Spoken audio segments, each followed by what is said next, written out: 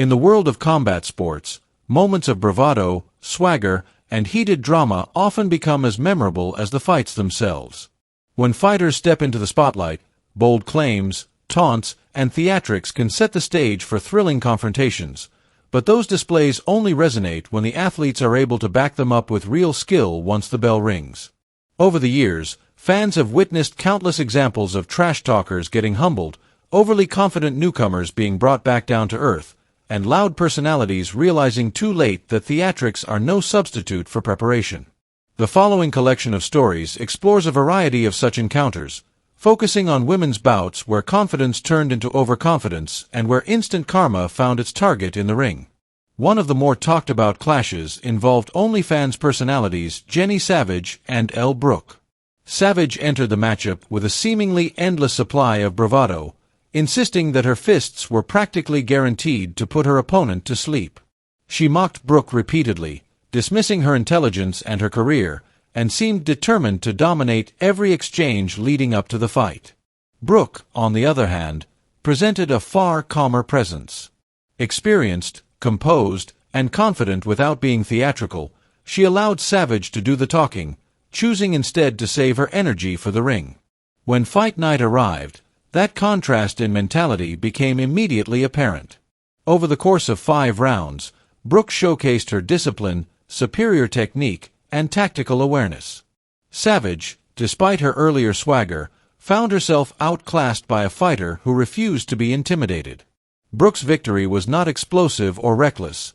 Instead, it was structured and systematic, a clear demonstration that true control comes from training, not from insults. Another dramatic storyline unfolded when Carolina and Cheyenne crossed paths.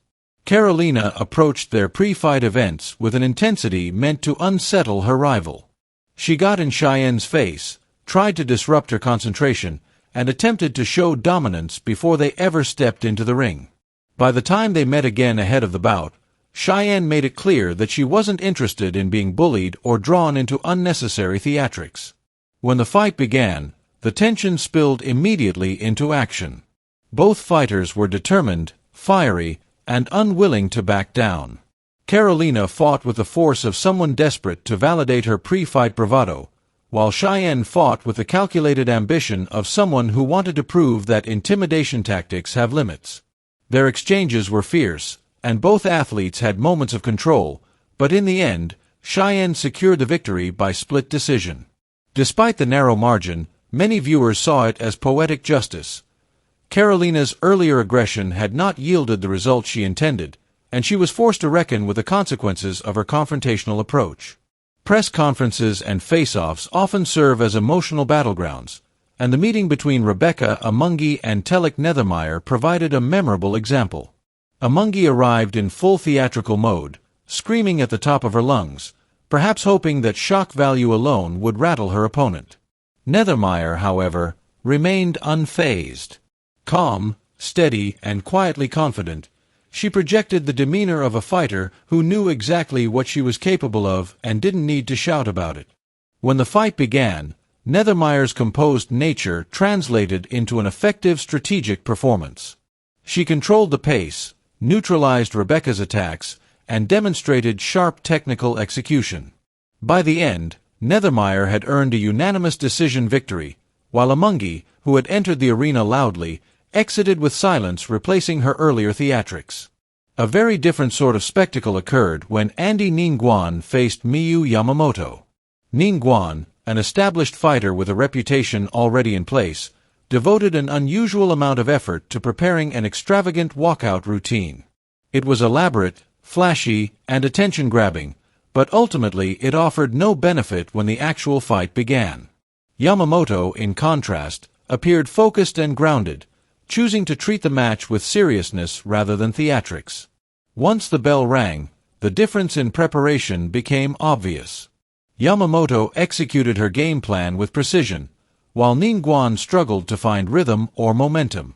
The elaborate walkout, although entertaining, proved to be empty of substance when compared to Yamamoto's disciplined approach, and Ningguan learned firsthand that spectacle cannot replace skill. A similar theme appeared during the build-up to the fight between Emily Brooke and Amber O'Donnell in 2023. The two athletes clashed repeatedly during their face-offs, with emotions escalating each time. O'Donnell expressed supreme confidence and made it clear that she believed Brooke was underestimating her. She promised to finish the fight, but when fight night arrived, Brooke revealed a level of ability that exceeded expectations. Over 5 rounds, she demonstrated technique, timing, and strategic intelligence that O'Donnell had seemingly not anticipated. Brooke ultimately secured the victory, delivering a humbling lesson to her opponent, whose earlier confidence had not fully aligned with her performance in the ring. The weigh-in between Gabriella Alaines and Gabriella Fondora also produced a memorable moment of bravado.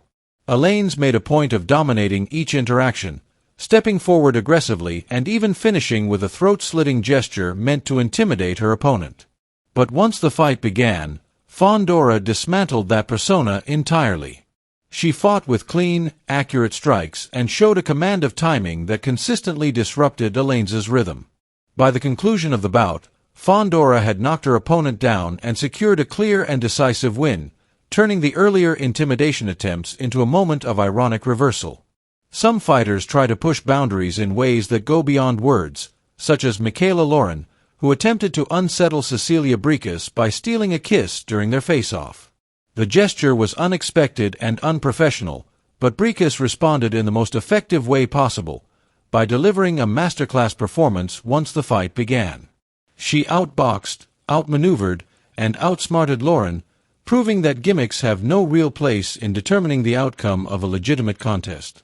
In a separate incident, Cindy Bottleberg faced Jessica Fresh in a matchup that would quickly become infamous. Fresh repeatedly fought with a level of aggression that crossed the boundaries of fairness. She struck after the bell, stomped on her opponent, and seemed determined to break rules to gain the upper hand. Although she managed to win by submission, the fight left many viewers frustrated by her behavior. Karma, however, would catch up to her in her next bout against Lindsey Williams. Fresh attempted to repeat her strategy, going for an early armbar, but Williams resisted, countered, and ultimately secured a submission victory of her own. This time, it was Fresh who looked exhausted, overwhelmed, and unprepared, completing a satisfying reversal. Maria Eduardo's clash with Daniela Miranda offered another example of theatrics overshadowing preparation. Miranda spent considerable time before the fight engaging in dramatic gestures meant to intimidate her opponent. Eduardo, calmly waiting in her corner, refused to be drawn into the spectacle. The fight began with both athletes exchanging strong shots, but in the second round, Eduardo found her rhythm. She delivered a knockdown and followed it with a relentless combination of strikes, ultimately finishing the fight and leaving Miranda stunned by the sudden turnaround. Tayla Santos also underestimated her opponent when facing Dakota, dismissing her as more of a model than a legitimate fighter. Dakota, however, proved her wrong decisively. She demonstrated strength, technique, and composure, securing a victory that forced Santos to confront her earlier assumptions. Other fighters, such as Kamila Smagala, learned similar lessons. Smagala tried to intimidate Kamila Wii-Branchuki before their match, but once inside the ring, it became evident that she had misjudged her opponent's capabilities. Likewise, a clash between Amanda Cooper and Mackenzie Dern featured a noticeable lack of respect from Cooper, who refused to acknowledge Dern's abilities. When the fight began, Dern submitted her opponent with ease, providing yet another reminder that arrogance often precedes defeat. Taylor Starling faced Christine Faria in another dramatic encounter. Starling repeatedly taunted Faria, expressing total confidence that she would retain her title. Faria, unmoved, responded with a calm warning that Starling would realize the truth as soon as they exchanged punches. Once the fight began, Faria overwhelmed Starling almost immediately, forcing her opponent to quit only 30 seconds into the first round. It was a decisive and brutal demonstration of the gap between words and action. The matchup between Adriana Vukovic and Jamie, known as the Red Queen, also highlighted the pitfalls of pre-fight aggression. Vukovic pushed and grabbed during face-offs, eager to establish dominance before the opening bell. Jamie, refusing to be intimidated, delivered a powerful and disciplined performance that left Vukovic unable to defend herself effectively. The result was a one-sided contest that illustrated the futility of empty aggression. In another unusual matchup, Regina Lavahova took on Drina Kotlarova, a fighter significantly heavier than her. Their face-off featured shoving and attempts at physical intimidation, but once inside the ring, the momentum shifted. Drina, despite dominating the pre-fight physical exchanges, ended up on the ground by her own doing, disrupting her earlier attempts at control. Finally, Rankin's attempt to intimidate Borga backfired dramatically. Despite her confidence during the face-off, Rankin was knocked down less than 30 seconds into the match by a clean, powerful shot. Borga's victory served as another reminder that confidence must be paired with discipline, training, and skill. These stories, though varied in style and circumstance, illustrate a common pattern that transcends individual matchups. Combat sports, by their nature, attract strong personalities. The fighters who step into the ring often do so with a mix of courage, ego, ambition, and emotional intensity.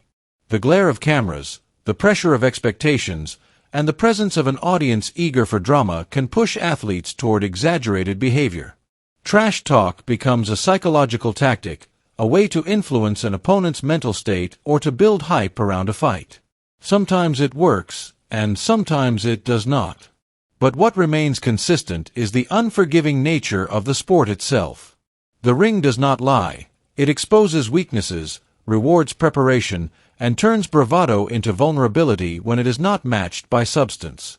Another important aspect of these encounters is the emotional resilience required to remain composed in the face of provocation. Many fighters have discovered that staying calm is a powerful tool, often more effective than meeting aggression with aggression. Elle Brooks' quiet confidence, Telek Nethermeyer's unshakable focus, and Jamie's disciplined approach all demonstrate the strength found in emotional control. These fighters allowed their opponents to expend energy through theatrics while conserving their own for the moments that mattered. Their victories serve as reminders that composure can be a weapon just as sharp as any punch or submission hold. The psychological dimension of combat sports also highlights how fighters interpret and respond to their opponent's intentions. For some, like Carolina or Rebecca Amungi, loud expressions of confidence are meant to mask insecurities or distract from weaknesses in their preparation. For others, such displays reflect genuine belief, even if that belief is misplaced. Yet the journey from pre-fight confidence to in-ring performance can be unpredictable. Fans often speculate on whether trash talk is strategic or emotional, whether a fighter is genuinely confident or simply trying to convince herself. In many cases, as seen across these examples, theatrics reveal more about a fighter's mental state than her actual capabilities. It is equally notable how often fighters who avoid theatrics end up exceeding expectations. Yamamoto, Eduardo, Dakota, and Faria each demonstrated that a focused mindset can dismantle opponents who rely too heavily on showmanship. These victories reaffirm a principle cherished by many seasoned athletes, that discipline outlasts bravado. The habits formed in training, footwork drills, sparring rounds, conditioning sessions, ultimately define what happens in the ring. Flashy entrances, taunts, and insults may shape the narrative before a fight, but they cannot change the fundamental truth that performance is built long before the spotlight shines. Fans of combat sports often enjoy the drama leading up to fights, especially when tensions flare. The anticipation builds, and storylines become part of the entertainment. When a loud or confrontational fighter is humbled, audiences sometimes feel a sense of narrative satisfaction, as though the outcome reflects a moral lesson. However, it is essential to remember that fighters, regardless of their behavior outside the ring, are professionals who risk their health in every bout. The victories described here are not meant to belittle the losing fighters, but to emphasize the unpredictable and unscripted nature of the sport. Every athlete has good and bad nights, moments of brilliance and moments of struggle. Still, the theme of instant karma remains compelling because it underscores the sport's meritocratic core. Athletes who rely solely on bluster often encounter opponents who expose the gap between words and ability. When that happens, the contrast becomes stark and unforgettable. A fighter who enters with arrogance may leave with newfound humility, and viewers witness a real-time narrative arc that feels almost literary in structure. These stories also reveal how diverse women's combat sports have become. From boxing to MMA, from bare-knuckle fights to influencer-driven events, the landscape continues to expand. Women from different backgrounds and training disciplines bring unique styles to the ring, creating matchups that are as unpredictable as they are exciting. The presence of influencers, models, and social media personalities in combat sports has added new layers of spectacle, but as shown repeatedly, the fundamentals remain unchanged. Skill, preparation, mental toughness, and the ability to adapt under pressure will always determine who prevails. Moreover, the growth of women's combat sports has encouraged new narratives, giving fighters the chance to build their own identities, rivalries, and legacies. The moments described above are part of a larger evolution in how audiences view female fighters, not as novelties, but as skilled professionals capable of the same intensity, strategy, and athleticism seen in any other division. The drama may draw attention, but it is the athlete's abilities that sustain it. Ultimately, the lessons from these encounters highlight the timeless truth that arrogance is fragile in a sport governed by discipline.